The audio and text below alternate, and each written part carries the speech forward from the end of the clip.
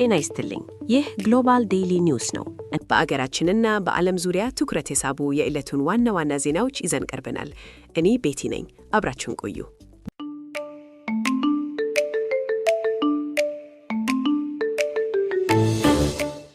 ዛሬ ሐሙስ ማርች 12 2026 ነው።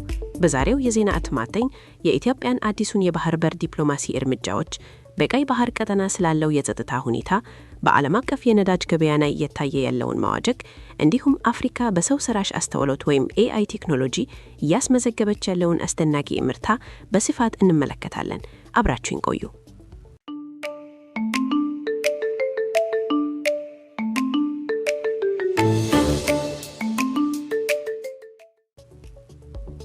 በመጀመሪያ ወደ ሀገር ውስጥ ዜና ስናልፍ የኢትዮጵያ የባህር በር ዲፕሎማሲ በ2026 አዲስ ምዕራፍ ላይ ደርሷል።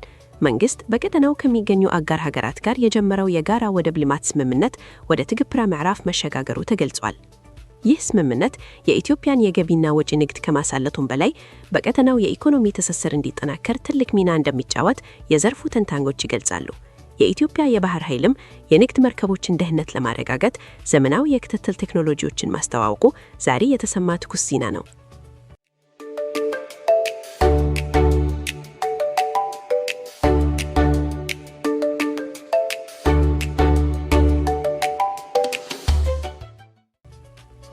ወደ ዓለም አቀፍ ጉዳዮች ስንሻገር የቀይ ባህርና የኤደን ባህር ሰላጤ የጸጥታ ሁኔታ አሁንም የዓለም አቀፉ ማህበረሰብ ትኩረት ሆኖ ቀጥሏል።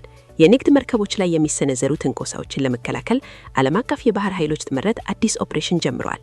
ይሁንና የቀጠናው ሀገራት የራሳቸውን የጸጥታ ማረጋገጥ አቅም ካላጎለበቱ በስተቀር የረጅም ጊዜ መፍትሄ ሊመጣ እንደማይችል የፖለቲካ ተንታኞች በማስጠንቀቅ ላይ ናቸው።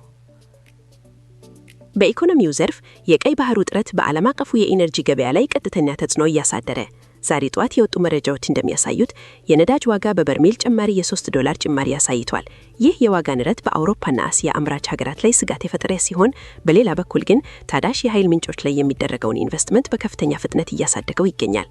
በመጨረሻም በቴክኖሎጂ ዘርፍ አፍሪካ በሰው ሰራሽ አስተውሎት ወይም AI ፈጠራ ዓለምን ማስደነቋን ቀጥላለች።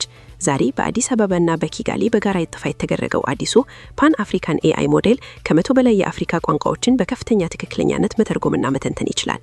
ይህ ፈጠራ የጤና፣ የግብርና፣ የትምህርት ዘርፎችን በከፍተኛ ሁኔታ እንደሚለውጥ ይጠበቃል። አፍሪካ የቴክኖሎጂ ተጠቃሚ ብቻ ሳትሆን ፈጣሪ መሆኗን በተግባር እያሳየቻለች።